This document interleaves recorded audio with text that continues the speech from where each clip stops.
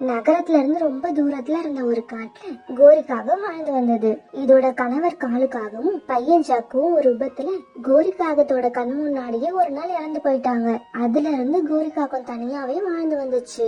கோரிக்கு சொந்தம்னு நிறைய பேர் இருந்தாலும் யார் கூடவும் சேர்ந்து வாழ அதுக்கு விருப்பம் இல்ல.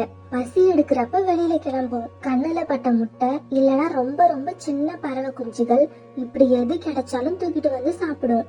கோரியோட வாழ்க்கை இப்படியே ஓடிக்கிட்டு இருந்துச்சு. அதே காட்டுல இன்னொரு மூலையில சோனா குருவி தான் கூட்டுல வாழ்ந்து வந்துச்சு.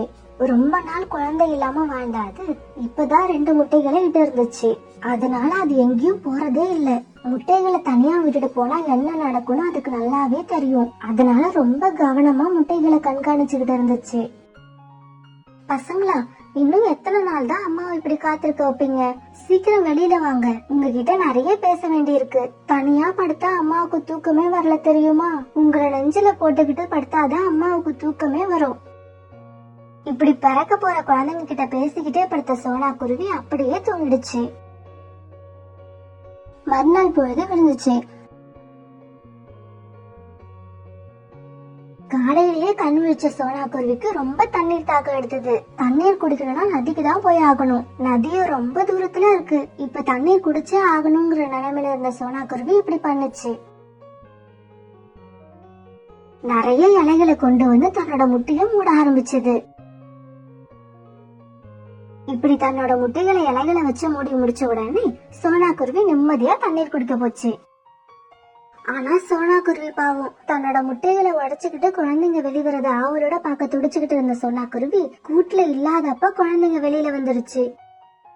இப்படி வெளிவந்த குழந்தைங்க பக்கத்துல யாருமே இல்ல. வெளி உலகத்தை முதலா பார்த்த அந்த குழந்தைங்க உடம்பெல்லாம் களைப்பா இருந்ததால மறுபடியும் தூங்க ஆரம்பிச்சாங்க. அன்னைக்கு காலையில உணவு தேட போன கோரிக்காகத்துக்கு ரொம்ப நல்ல நேரம் போல இருக்கு. 2 முட்டை, ஒரு சின்ன பறவை குழந்தைன்னு வயிறு நிரம்ப உணவு கிடைச்சது. தேடி தேடி அலைஞ்சால சில நாட்கள்ல ஒரு நெல்லு கூட கிடைக்க மாட்டாங்குது. இன்னைக்கு பாரு ஃபுல்லா நான்வெஜ் விருந்துதான். இன்னைக்கு யார் முகத்துல முழிச்சோமோ. இப்படி நினைச்சுக்கிட்டே பறந்த கோரியோட பார்வையில பிறந்து கொஞ்ச நேரமே ஆன சோனா குருவியோட குழந்தைங்களும் பட்டுடுச்சுங்க. அடடா, இப்பதான் பிறந்திருக்கு போல. கண்ணை கூட இன்னும் சரியா திறக்கலையே.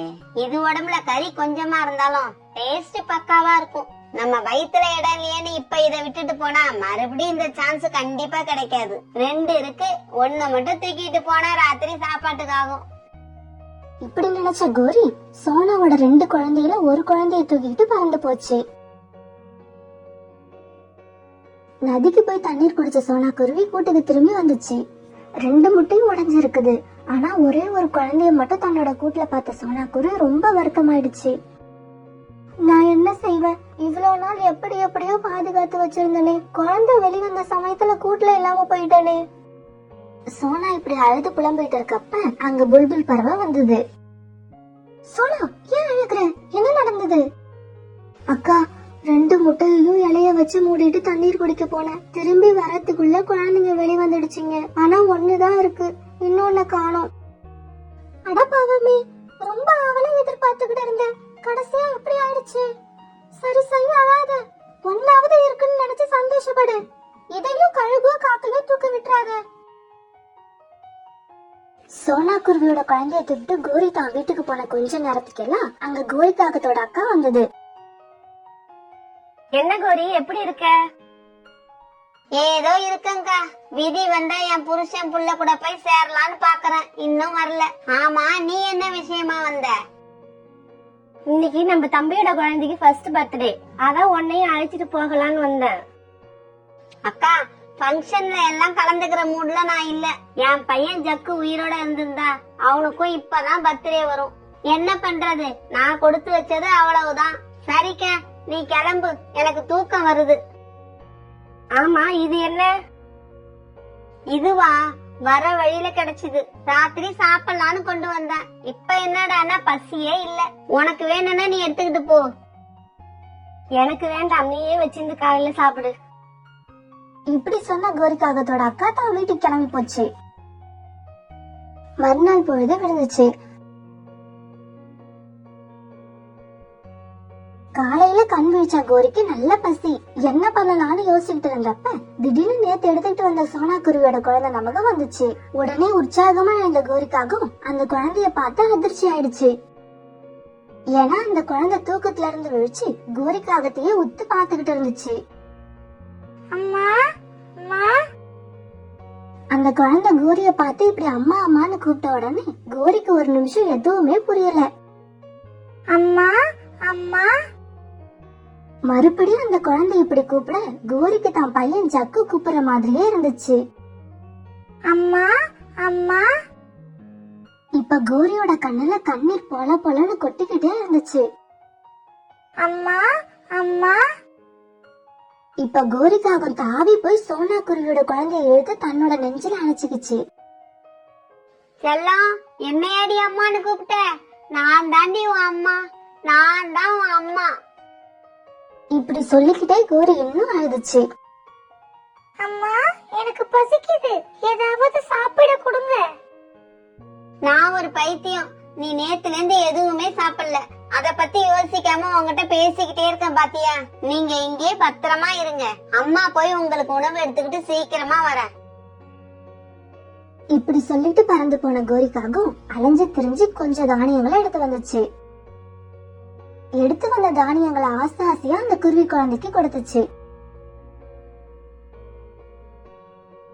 இற தேட போகணும் தவிர கோரிக்காவும் அந்த குருவி குழந்தைய விட்டு ஒரு நிமிஷம் கூட பிரியவே பிரியாது. அந்த குருவி குழந்தைய பொறுத்த வரைக்கும் அம்மா அப்பா ஃப்ரெண்டு இப்படி எல்லாருமே கோரி தான். தூங்குறப்ப கூட அந்த குழந்தைய நெஞ்சில போட்டுக்கிட்டு படுத்தாதான் கோரிக்கு தூக்கமே வரும். இப்படியே சில நாட்கள் நகர்ந்துச்சு. இப்ப குருவி குழந்தை கொஞ்சம் பெருசா வளர்ந்துடுச்சு. இருந்தாலும் அதுக்கு சரியா பறக்க தெரியல. கொஞ்ச தூரம் பறந்து பறந்து கூட்லயே விழுந்துகிட்டு இருந்துச்சு. ஏன்டா இப்படி அவசரப்படுற? உனக்கு ரெக்க இன்னும் கொஞ்சம் வளரணும். இப்படி பறந்து பறந்து கீழே விழறியே, உனக்கு எங்கயாவது அடிபட்டுட்டா என்னால தாங்க முடியாதுடா. பேசாம கூட்லயே உட்காருங்க செல்லம். அம்மா, எனக்கு உடம்பெல்லாம் வலிக்குது, தூக்கமா வருது. சரி, நீங்க படுத்து தூங்குங்க. அம்மா போய் உணவு எடுத்துட்டு வந்து உங்களை எழுப்புறேன். இப்படி சொல்லிட்டு கோரிக்காக வெளியில போக குழந்தை தன்னோட கூட்டுல படுத்து தூங்கிடுச்சு. கோரி வெளியில போய் கொஞ்ச நேரம் கழிச்சு கோரியோட அக்கா தன் தம்பி பையனை அழைச்சுக்கிட்டு கோரி வீட்டுக்கு வந்துச்சு. இப்ப கோரியோட வீட்டுல சோனா குருவியோட குழந்தை மட்டும்தான் படுத்து தூங்கிட்டு இருந்துச்சு. என்னடா கோரி அத்திய காணோம்? உன் பர்த்டேக்கு தான் அவ வரல. சரி, உன்னையாவது அவள்கிட்ட காட்டிட்டு போலான்னு வந்தா அவ வீட்டுல இல்லையே. சரி, கொஞ்ச நேரம் வெயிட் பண்ணி பாப்போம். அத்தை அங்க பாருங்க குருவி. என்னடா இது? இத இன்னுமா சாப்பிடாம வச்சிருக்கா? அத்தை, எனக்கு அத சாப்பிடணும் போல இருக்கு. ஆமா, நீ தனியா வேட்டையாடந்தே இல்லல்ல, இப்ப போய் இத கொண்டு சாப்பிடு. அந்த அத்தை ஏதாவது சொன்னாங்கன்னா என்ன பண்றது? அவனும் சாப்பிட தானே வச்சிருக்கா. நீ சாப்பிட்டா ஒண்ணும் சொல்ல மாட்டா. அது மேல நல்லா காலை வச்சு மிதிச்சுக்கிட்டு சாப்பிட ஆரம்பி, இல்லன்னா இது பறந்து போயிடும். தன்னை சுத்தி நடக்கிறது எதுவுமே தெரியாத அந்த குருவி குழந்தை தூங்கிட்டு இருந்துச்சு. இப்ப அந்த காகம் தாவி குதிச்சு குருவி குழந்தைய சாப்பிட சந்தோஷமா வந்தது. இப்படி வந்த காகம் தான் அத்தை சொன்ன மாதிரியே காலால அந்த குருவி குழந்தைய நல்லா மிதிச்சுக்கிட்டு தன்னோட அழகால கொத்த ஆரம்பிச்சது. வலி தாங்க முடியாத அந்த குழந்தையும் வேகமா தன் அம்மாவை கூப்பிட ஆரம்பிச்சது. எனக்கு ரொம்ப வலிக்குது, அம்மா அம்மா என்ன காப்பாத்துங்க, அம்மா அம்மா என்ன காப்பாத்துங்க. உணவு தேடிக்கிட்டு வீட்டுக்கு வந்த கோரி தான் குழந்தைய ஒரு காகம் கொத்திக்கிட்டு இருக்கத பார்த்த உடனே அதுக்கு பயங்கர கோபம் வந்துச்சு. கோரி அந்த கோவத்துல வேகமா போய் அந்த காகம் மேல மோத அது பறந்து போய் அந்த பக்கம் விழுந்துச்சு. கோரி அழுதுகிட்டு இருந்த தான் குழந்தைய தூக்கி நெஞ்சோட அணைச்சுக்கிச்சு. செல்லம், எதுக்கும் பயப்படாதீங்க, அம்மா வந்துட்டேன். இனிமே நான் பாத்துக்கிறேன். கோரி, உனக்கு என்ன பைத்தியமா பிடிச்சிருக்கு? நம்ம தம்பி பையனை அடிச்சு இப்படி கீழே தள்ளுற, அவன் தலையில காயத்தை பாரு. அக்கா, இந்த குழந்தை என்னைக்கு என்ன அம்மான்னு கூப்பிட்டுச்சோ அன்னையில இருந்து அதுக்கு அம்மாவா நான் தான் இருக்கேன். அதை இவன் சாப்பிட முயற்சி பண்றத பார்த்த உடனே எனக்கு கோபம் தாங்கல. ஏண்டி, தம்பி பையனோட அந்த குருவி உனக்கு பெருசா போச்சா? அக்கா, மறுபடியும் சொல்றேன், இவன் எனக்கு குருவியா தெரியல, என் குழந்தையாதான் தெரியறான். இவனை யாரு கொல்ல நினைச்சாலும் நான் வெறி பிடிச்சவளா மாறிடுவேன். உன் கூட எனக்கு என்ன பேச்சு? இவங்க அப்பா கிட்ட போய் சொல்றேன். அவன் வருவான் பாரு, அப்ப தெரியும் உனக்கு யாரு முக்கியம்னு. இப்படி சொன்ன கோரியோட அக்கா தான் தம்பி பையனை அழைச்சுக்கிட்டு கோபத்தோட போச்சு. அம்மா, நீ மட்டும்தான் என் மேல அன்பா இருக்க. மத்தவங்க எல்லாரும் ஏமா என்ன அடிக்கிறாங்க? இந்த உலகமே அப்படித்தான். திருப்பி அடிக்கிறவங்கள யாருமே அடிக்க மாட்டாங்க. திருப்பி அடிக்காதவங்கள ஓட ஓட விரட்டுவாங்க. அம்மா, எனக்கு இங்க இருக்கவே பயமா இருக்குமா. வாங்கம்மா, நம்ம எங்கேயாவது தூரமா போயிடுவோம். அதுதான்டா எனக்கும் நல்லதா படுது. அப்படியே செஞ்சிடுவோம். இவங்க இப்படி பேசிக்கிட்டு இருக்கும் போது கோரியோட தம்பிக்காக நிறைய காகங்களோட அங்க வந்தது. தம்பி, நான் சொல்றத கேளு. நடந்த விஷயத்துல என் மேல எந்த தப்பும் இல்ல. என் பையனை தானே மறந்துட்ட, பரவாயில்ல, என்ன ஞாபகம் வச்சிருக்க. இங்க பாருடா, இவனை என் குழந்தைய நினைச்சு வளர்க்கறேன். இவனை கொல்ல பார்த்தான்னு தான் உன் பையனை நான் தள்ளி விட்டேன். அது தப்புன்னு நீ நினைச்சா அதுக்கும் நான் மன்னிப்பு கேட்டுக்கிறேன். தயவு செஞ்சு எல்லாரையும் அழைச்சுக்கிட்டு போயிடு. எங்களை நிம்மதியா வாழ விடு. நீ நிம்மதியா வாழு, வாழாம போ, எனக்கு அத பத்தி கவலை இல்ல. எந்த குருவிக்காக என் பையனை தள்ளி விட்டியோ அந்த குருவியை எங்க கண் முன்னால நீயே கொன்னுடு. நாங்க இப்பவே போயிடுறோம். இல்லன்னு வச்சுக்க, அந்த குருவியும் வாழ முடியாது, குறுக்க வந்தா நீயும் வாழ முடியாது. இனி இந்த கூட்டத்துக்கிட்ட பேசி எந்த பலனும் இல்லைன்னு புரிஞ்சுக்கிட்ட கோரி திடீர்னு தன் குழந்தைய தூக்கிட்டு வெளியில பறந்து போச்சு.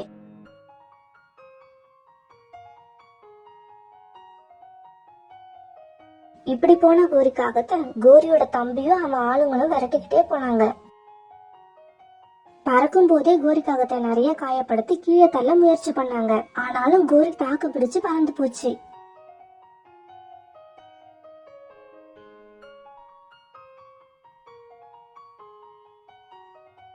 இதுக்கு மேல தன்னால பறக்க முடியாதுன்னு அது நினைக்கும் போது சோனா குருவியோட கூட்டம் பாத்துச்சு. சோனா குருவி கூட்டுக்கு போன கோரிக்காகவும் அந்த குழந்தைய கூட்டுல விட்டுச்சு. இங்க பாருங்க, இவன் உங்க பையன்தான்.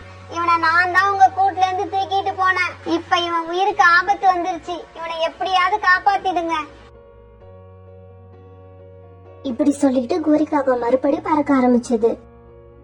அது பின்னாலேயே பறந்து வந்த கூட்டம் அத மறுபடியும் தாக்க ஆரம்பிச்சாங்க. கோரிக்காகம் பறக்க முடியாம கீழே விழுந்தது. இப்ப விரட்டிட்டு வந்த கூட்டம் எல்லாம் தன்னோட வேலை முடிஞ்ச உடனே பறந்து போயிட்டாங்க. தன்னோட அம்மா கீழே விழுந்ததை பார்த்த அந்த குழந்தை தட்டு தடுமாறி பறந்து கோரிக்கிட்ட போக சோனா குருவியும் பின்னாலேயே போச்சு.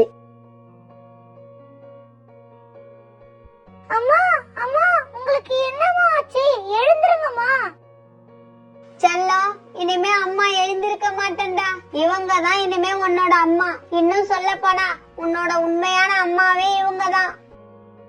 அம்மா, அம்மா, அப்படி சொல்லாதீங்க.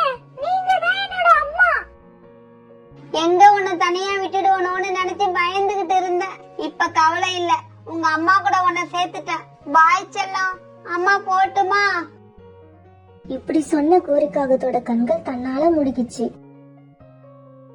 வெளி உலகத்தை பொறுத்த வரைக்கும் அந்த குழந்தை அம்மா கூட சேர்ந்துட்டதா எல்லாரும் நினைச்சுக்கிட்டு இருக்காங்க. ஆனா அந்த குழந்தைய பொறுத்த வரைக்கும் அதோட அம்மா இறந்துட்டாங்க.